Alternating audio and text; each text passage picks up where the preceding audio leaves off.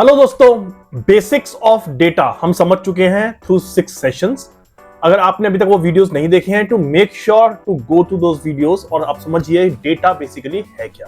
आज हम समझेंगे डेटा एनालिटिक्स के बारे में और डेटा एनालिटिक्स होता क्या है, कैसे आज कंपनीज डेटा एनालिटिक्स का यूज कर रही हैं डिसीजन मेकिंग के लिए। कई बार बड़े बड़े डिसीजंस लिए जाते हैं हिप्पो बेसिस पे। Hippo is not hippopotamus. Hippo basically means highest paid persons opinion, यानी कि एक ऑर्गेनाइजेशन के अंदर जो पर्सन टॉप मोस्ट पोजीशन पे है, जो उसने कहा वही माना जाएगा। लेकिन आज का दौर है डेटा ड्रिवन डिसीजंस का, और डेटा ड्रिवन डिसीजंस के अंदर बहुत सी ऐसी नॉलेज है जो कि लोगों के लिए हेल्पफुल है और लोग उसको यूज कर रहे हैं अपने डिसीजंस को ऑप्टिमाइज और बेस्ट बनाने के लिए। कुछ टेक्निक्स हैं जैसे कि statistical techniques, mathematical techniques, operations research, artificial intelligence, deep learning और बहुत सी ऐसी चीजें जो कि आज के टाइम में कंपनीज यूज कर रही हैं और यूज करके अपना कस्टमर बेस बढ़ा रही हैं, अपनी प्रॉफिटेबिलिटी बढ़ा रही हैं। लेकिन इतना ही नहीं, डेटा एनालिटिक्स स्टार्ट होता है डेटा कलेक्शन से, जहां हम बेसिक रॉ डेटा को एक्सट्रैक्ट, ट्रांसफॉर्म और लोड करते हैं, जिसको हम कहते हैं ETL process, extract, transform and load. और इसके लिए जरूरी है बहुत से ऐसे टूल्स जो कि आपको डेटा इजी वे में प्रोवाइड करते हैं, जैसे कि big data, Hadoop, spark, hive, जो कि डेटा को स्टोर करते हैं और प्रोवाइड करते हैं आपको इजीली एक्सेसिबल वे में, और एनालाइज करने में आपको मिलती है बहुत हेल्प। लेकिन डेटा एनालिटिक्स का असली मकसद है क्या? डेटा एनालिटिक्स का असली मकसद है KPIs यानी कि की परफॉर्मेंस इंडिकेटर्स को मेजर करना और पता करना कि डिफरेंट वेरिएबल्स के बीच में क्या रिलेशनशिप है, कौन से ऐसे फैक्टर्स हैं जो कि कंपनी की ग्रोथ, प्रॉफिटेबिलिटी, कस्टमर रिटेंशन को एलिवेट कर रहे हैं। इसकी वजह से ही बिजनेस की स्ट्रैटेजी ज्यादा कॉम्पिटिटिव, इनोवेटिव, कस्टमर फ्रेंडली और ज्यादा प्रॉफिटेबल हो सकती है। आगे आने वाले सेशंस में हम इन्हीं टेक्निक्स को समझेंगे ज्यादा डिटेल में और देखेंगे डिफरेंट कंपनीज इन टेक्निक्स को कैसे यूज करके वो चीज कर रही हैं जो कि आज तक हिस्ट्री में नहीं हुई है। तो इससे पहले कि हम आगे बढ़े, हम देखते हैं एक थ्योरी। ये थ्योरी दी थी 1972 में हर्बर्ट साइमन ने, और इस थ्योरी का नाम है थ्योरी ऑफ बाउंडेड रैशनैलिटी। इस थ्योरी के अकॉर्डिंगली वो कहते हैं कि we are not inclined to find all necessary information to make a rational decision due to cognitive and temporal limitation. इसका मतलब कि हम लोग जो है सारी की सारी इंफॉर्मेशन फाइंड नहीं कर सकते अपने डिसीजन मेकिंग के लिए, क्योंकि हमारी कुछ लिमिटेशंस है, और इन लिमिटेशंस की वजह से ही हम लोग अपने ऑप्टिमल डिसीजंस को फाइंड नहीं कर पाते। तो आज के टाइम में जब प्रॉब्लम्स कॉम्प्लेक्स होती जा रही हैं, आपके पास मल्टीपल ऑल्टरनेटिव्स हैं, लेकिन डिसीजन लेने के लिए टाइम बहुत ही कम है। तो इस केस में आपको एक स्ट्रक्चर्ड डिसीजन मेकिंग चाहिए जो कि डिपेंडेंट हो पास्ट डेटा पर, और उस पास्ट डेटा के बेसिस पे आप एक कैलकुलेटेड राइट डिसीजन ले सकें जो कि आपके बिजनेस के लिए मोस्ट ऑप्टिमल। लेकिन अब ये सवाल उठता है कि डिसीजन लेना आखिर इतना मुश्किल है क्यों? क्यों हम लोग एक ऑप्टिमल डिसीजन लेने में इतना ज्यादा स्ट्रगल कर रहे हैं? और इसके मेन 4 रीजंस हैं। नंबर 1, अनसर्टेनिटी, यानी कि हमको फ्यूचर पे भरोसा नहीं है। दूसरा, इनकम्प्लीट इंफॉर्मेशन, हमको सारे के सारे ऑप्शंस नहीं पता है।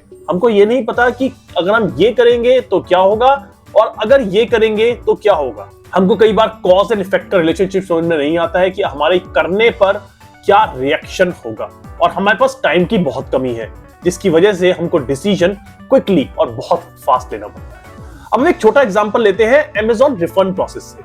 जब भी कोई कस्टमर एक प्रोडक्ट को रिटर्न करता है और रिफंड प्रोसेस इनिशिएट करने के लिए रिक्वेस्ट करता है, तो Amazon के पास बहुत कम टाइम होता है, बहुत कम इंफॉर्मेशन और डेटा होता है, जिसके बेसिस पे उसको ये डिसीजन लेना पड़ता है कि ये पर्टिकुलर रिफंड मुझे इनिशिएट करना या चाहिए या नहीं। और यही है एक एग्जांपल बाउंडेड रैशनैलिटी का। तो बाउंड्री रैशनैलिटी से हमको ये समझ में आता है कि हमारे पास आज के डे में इंफॉर्मेशन की कमी है, लेकिन उस इंफॉर्मेशन के लैकुना को, उस इंफॉर्मेशन के गैप को हम फिल कैसे कर सकते हैं? उस इंफॉर्मेशन के गैप को हम फिल कर सकते हैं अपने हिस्टोरिकल डेटा को स्टडी करके और हिस्टोरिकल डेटा के बेसिस पे अपना फ्यूचर डिसाइड करके।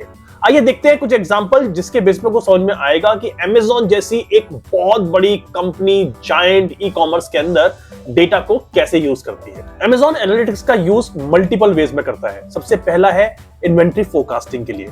Amazon मल्टीपल आइटम्स को मैनेज करता है, ranging from different divisions and product categories. लेकिन Amazon को यह इंश्योर करना है कि हर एक कैटेगरी के अंदर हर एक प्रोडक्ट ऑप्टिमल लेवल में इन्वेंट्री में अवेलेबल हो। ओवर स्टॉक भी नहीं होना चाहिए, अंडर स्टॉक भी नहीं होना चाहिए, क्योंकि अगर इनमें से कोई भी सिचुएशन होगी ओवर स्टॉक या अंडर स्टॉक की, तो वो या तो कंपनी की प्रॉफिटेबिलिटी को हिट करेगा या फिर कस्टमर सेटिस्फेक्शन को। सेकंड प्रोटेक्शन जो अमेज़न करता है वो है ऑर्डर कैंसिलेशन का। अमेज़न के पास बहुत सारे ऐसे ऑर्डर्स आते हैं जो कि ऑर्डर डिलीवर होने से पहले ही कैंसिल हो जाते हैं। अमेज़न को डेटा यूज करना है जिससे कि वो ये प्रेडिक्ट कर सके कि कौन से ऐसे पोटेंशियल ऑर्डर्स हैं जो कि कैंसिल हो जाएंगे, जिससे कि वो अपनी शिपिंग कॉस्ट बचा सके। थर्ड है फ्रॉडलेंट ट्रांजैक्शन से बचना। अमेज़न डे टू डे ऐसे ट्रांजैक्शंस फेस करता है जो कि फ्रॉडलेंट होते हैं और फेक होते हैं, और इससे कंपनी की फाइनेंशियल कंडीशन पे बहुत बड़ा इंपैक्ट पड़ता है। अमेज़न उस डेटा को एनालाइज करता है जिससे कि वो फ्रॉडलेंट किसी भी एक्टिविटी को पहले से डिटेक्ट कर सके और पकड़ सके और उनके फाइनेंशियल लॉसेस ना हो। फोर्थ थिंग है डिलीवरी टाइम का प्रेडिक्शन। आपने कई बार देखा होगा जब भी आप कोई प्रोडक्ट अमेज़न पे बाय करते हैं तो आपको दिख जाता है कि it is expected to deliver by this particular time, और ये चीज कस्टमर सेटिस्फेक्शन के लिए बहुत इंपॉर्टेंट है। कस्टमर जानना चाहता है कि उनका प्रोडक्ट जो उन्होंने ऑर्डर किया है कब तक डिलीवर होगा, और इसके लिए अमेज़न डेटा को यूज करता है जिससे कि वो ये प्रेडिक्ट कर सके कि पर्टिकुलर प्रोडक्ट कब तक डिलीवर हो पाए। और फिफ्थ है customer behaviour understanding and recommendation. आपने कई बार देखा होगा कि आप जब भी कोई प्रोडक्ट बाय करते हैं तो उसके नीचे आपको बहुत सारे ऐसे प्रोडक्ट दिखते हैं जो कि अमेज़न आपको रेकमेंड करता है। यही है अमेज़न का strong recommendation system. Basis customer behaviour वो ये स्टडी करते हैं कि अगर कस्टमर ने एक्स प्रोडक्ट बाय किया है तो वो वाई, जी, ए, बी, सी प्रोडक्ट भी बाय कर सकते हैं, इसलिए वो आपको उन पर्टिकुलर प्रोडक्ट्स की रिकमेंडेशन देते हैं जिससे कि आप उन पर्टिकुलर प्रोडक्ट्स को बाय कर सके और बाय करके उनकी प्रॉफिटेबिलिटी बढ़ सके। तो हम फाइनली कंक्लूड करते हैं कि अमेज़न डेटा को बहुत ज्यादा यूज करता है, चाहे वो इन्वेंट्री अवेलेबिलिटी का डिसीजन हो, चाहे वो डिलीवरी टाइम का डिसीजन हो, या फिर कस्टमर सेटिस्फेक्शन एलिवेट करने का डिसीजन हो। सब कुछ अमेज़न के डेटा पे डिपेंड करता है, और अमेज़न इस डेटा को बहुत ही इफेक्टिवली और एफिशिएंटली यूज करता है जिससे कि उसकी प्रॉफिटेबिलिटी बढ़ सके, और वही चीज हम अमेज़न के शेयर प्राइस में देख भी सकते हैं। हम पॉज लेते हैं यहां पर, और हम जब नेक्स्ट सेशन में मिलेंगे तो हम डिस्कस करेंगे डेटा ड्रिवन डिसीजन प्रोसेस के बारे में, किस तरह से कंपनीज डेटा के थ्रू डिसीजन लेती हैं, क्या वो प्रोसेस होता है और किस तरह से वो उस डेटा को प्रॉपर्ली यूटिलाइज करती हैं। So stay tuned, have a good day, take care of yourself.